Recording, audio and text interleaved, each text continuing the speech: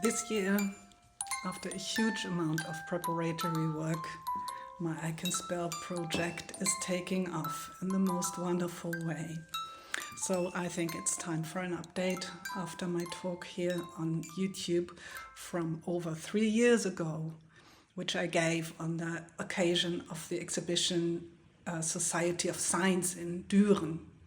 There I talked about my vision for the first time, and a lot has happened in the meantime.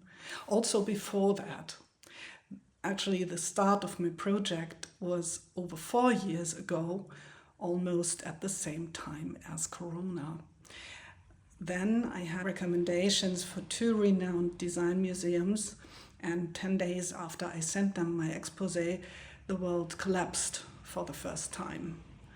There was confusion, there was discouragement, and since then less and less money in the cultural sector. Also because of Putin's attack on the Ukraine and the political consequences. The most unfavorable circumstances for an unusual project of bold dimensions, and also for someone like me who's always exploring new territory with my work. But this has unexpectedly changed my concept of the project over time. While at the beginning I thought it must be a wide-ranging exhibition on communication using pictorial signs in early human history and the sign languages that have emerged over the last 100 years. This as a background, I thought, for a related experiment in which a wide variety of people would co-create a visual world language. I thought such an exhibition should involve the entire population of the region, ideally with outposts in the urban space, also in schools, retirement homes, companies, other organizations. And well, I thought in a large, well-known museum with a wide media reach, from there the project could conquer the world. So could find its way into other institutions as large as possible, and in this way into the most diverse countries. But I could never have imagined how the project would take its first steps into the world this year. Not yet with an exhibition, but initially in a very pure and lively way with the experiment.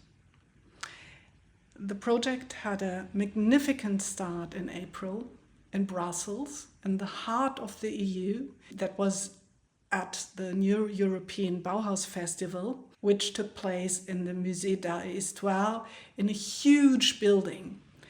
The participants were invited to translate certain terms or entire sentences into signs. And there were not only adults, but also children. I guess the youngest must have at the age of 4, and the oldest might be well over 70. I told them, grab your pen and a worksheet and off you go. And the worksheet, I'll show you what it looked like. You were invited to put down your personal details on the back. I asked, what is your mother language? What other languages do you speak? When were you born? What is your profession? Which country were you born in, and where do you live now? So that is why I know that there were really a wide scope of professions, including an environmental engineer, a psychiatrist, teacher, a photographer, an urban planner, a physicist, and so on. And this is why I know that people from well over 20 countries, not only from Europe, took part. They came from Montenegro, from India, from Macedonia, Kazakhstan, Colombia, and others. And we had about as many languages. What I could well see was that for the participant, it was obviously stimulating, and also it was challenging in a good way. And in the end, over 200 works were displayed on the wall next to our 9-meter long work table. The first participant was a translator, and the word she translated into a sign was translate. Isn't this a good sign? Others also translated translate, and other words that I offered on the backside of the worksheet were curiosity, for instance, and everybody. Courage was also a term that you could translate. Those are pretty tough nuts to crack. Some participants, therefore, might have thought, I can't draw, and proved themselves wrong with their great translations. Are you coming to the cinema? Please send me the film. I guess that's already moderately difficult. When will we meet again? Already more difficult. Other worksheets where you could write what you thought the visual messages meant to you looked like this. You see here we had 4 different languages, as Brussels is with 3 languages, French, Flemish and German, and I added English. So I think both the retranslations into language and the personal details should be informative for further research and development. My insight so far: the project offers an easy access. Everyone can join in without further ado. The levels of depth and implications reveal themselves then bit by bit. And all in all, the start of the iCanSpell project was a success in a way that I couldn't have imagined better. There were lively conversations, there were new contacts. It was marvelous. It was really great fun, also for us as a team. Karl van der Waade was one member. He's a designer and researcher living in Brussels, teaching in Lucerne and Melbourne. And my husband, Jörg Gudehus, was in the team. He's a computer scientist and Apple specialist, and 9 students from Cologne. There was this happy coincidence. I was asked by the EcoSign Academy in Cologne whether I would like to teach in the summer semester, and I thought, maybe they would like to teach me to the topic of iCanSpell. And yes, they wanted me to do this. And then I thought, isn't this maybe ingenious? I could ask the students whether they come with me to be team members in Brussels. And it turned out they wanted. They were very excited. So in the beginning of the semester, I did a 2-day workshop for the students. I did an introduction to the topic of science very briefly, and then I went right into the middle of visual communication in its purest sense. Actually, it was very similar to the one that took place 3 weeks later in Brussels, with the extension, though, that I also let them conduct dialogues in science, and I let them tell stories in science. Yeah, and then we conducted the first official workshop together in Brussels. Over the course of the semester, the students then immersed themselves in the matter to varying degrees and in different ways. I would like to show you some work that was produced during the semester. Rona, for example, who volunteers as a carer for a mentally disabled person, translated preparations of ready meals for him. For instance, for samosas or a vegetable pan. He can do that very well on his own. The only thing he cannot do is read, or at least not very well. Jana and Marie had the idea of translating the Human Rights Charter into science and turning it into a playful teaching aid. With their sets of cards, pupils can understand sentences or rebuild sentences like these. Every human being is born free and equal. Slavery is prohibited. Judith immersed herself fully in the micro-components of a sign language. For example, she thought, how could we distinguish verbs from nouns? And her suggestion is, let's use lines to indicate movement. And this is a borrowing from comics, which I think is quite clever. I think that works pretty well once you've learned it. Also, you want to express whether something is happening now, has already happened, or is about to happen. So you need corresponding clues in visual messages, like here with the question, when are you going to walk here? Or did you see the bird there? And how do you characterize adjectives? Can they also be intensified? I think this is already a little bit basic research. Arabella was fascinated by the Mayan symbols, which they could both string together and compress into a field as a unit of meaning. And following this principle, she translated a poem by Matthias Claudius that became famous as a song. Maybe you know it. The moon has risen, the golden stars are shining, bright and clear in the sky. The forest stands black and silent, and from the meadows rises the white mist, marvelous.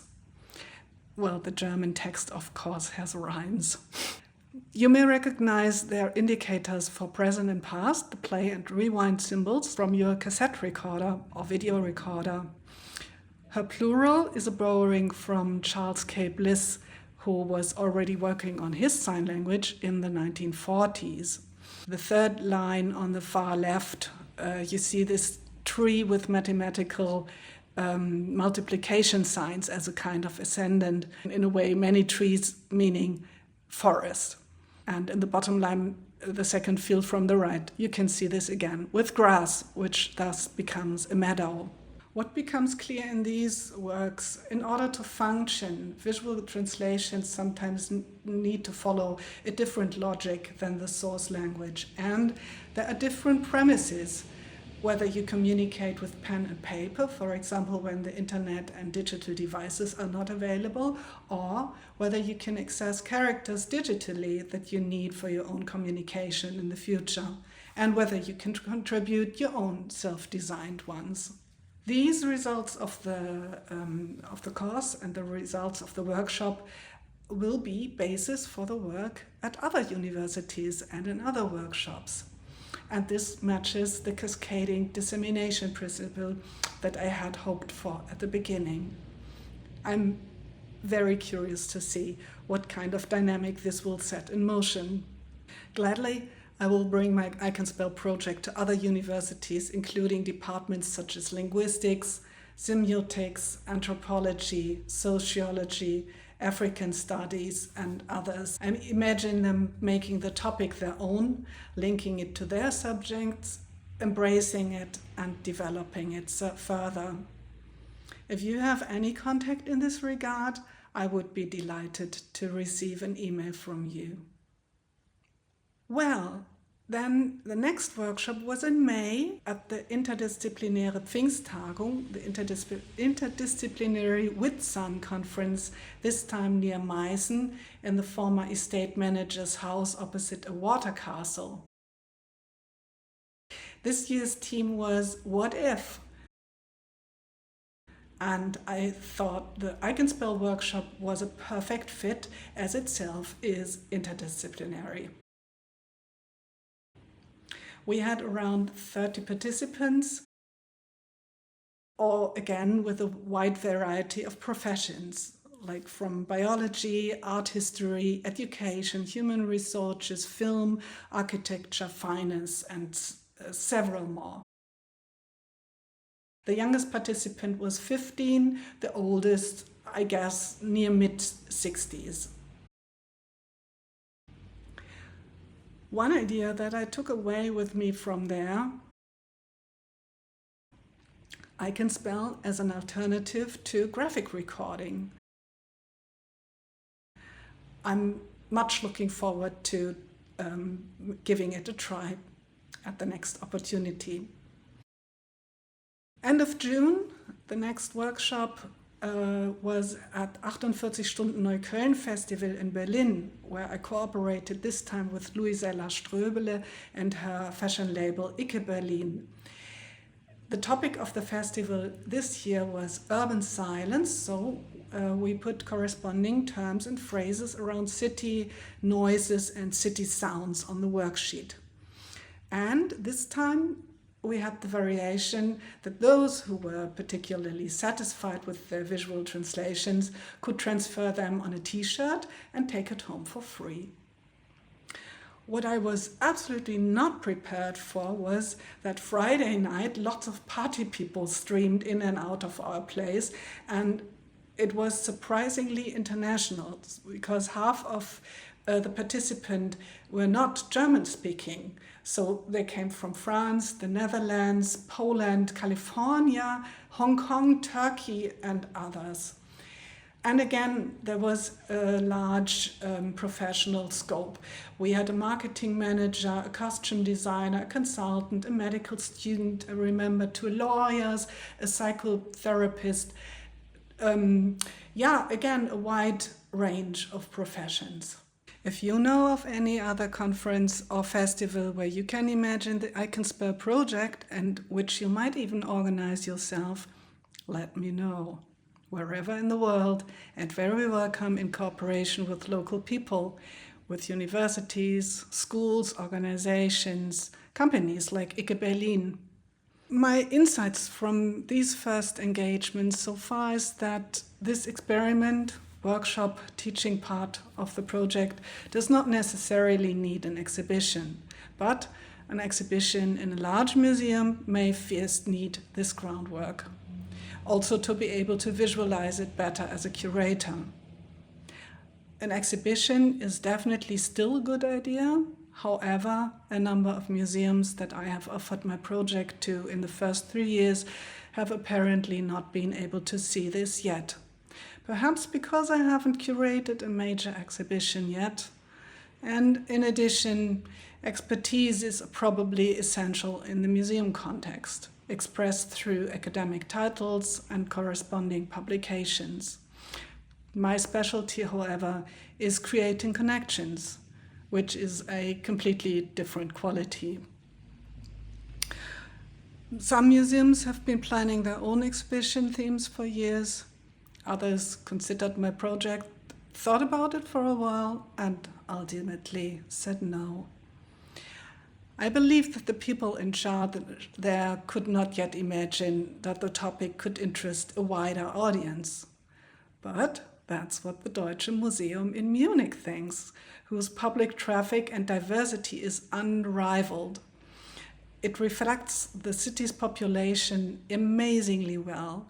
It's really close to the people. We are now planning an exhibition, inclusive an experiment for 2026, entirely in my original spirit, docked to their permanent exhibition, which is called Image, Writing and Code, and with satellites in all other areas of the huge building.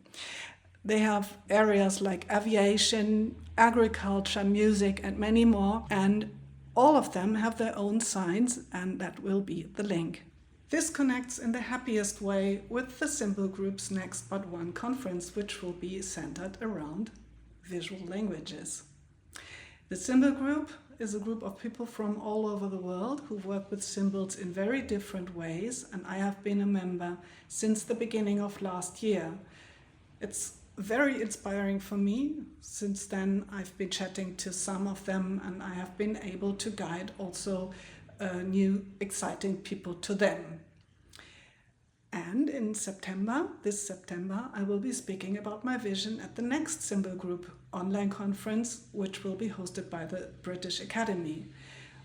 The 2 days will focus on icons for society, past, present, and future. And immediately afterwards, I will go to San Francisco, where the Goethe Institute invites me to give several workshops. We also have a history of maybe 2 years. I had personal contact with the directors of the Goethe Institutes in San Francisco and in Sofia. And then came the war, and Sofia, the director, was extremely excited about my project, but she said for the next time she will be out. But in San Francisco, the director, who was also really enthused about the project, made the whole North America region of Goethe Institutes come into the project. Montreal was there, Washington, Mexico City, New York. But before we could say, yes, go, and we do all that, have an exhibition, give all the workshops everywhere at these places, the German Ministry of Foreign Affairs cut the budget so harshly that nothing seemed to be possible for the next times. But now we are doing a minimalist thing, and with minimal means.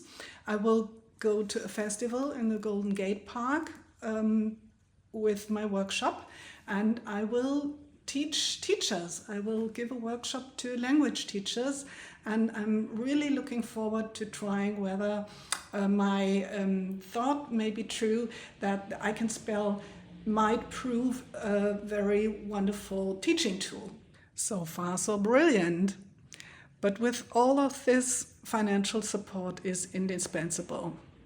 I already mentioned that increasingly tight budgets in the cultural sector, even at the Deutsche Museum.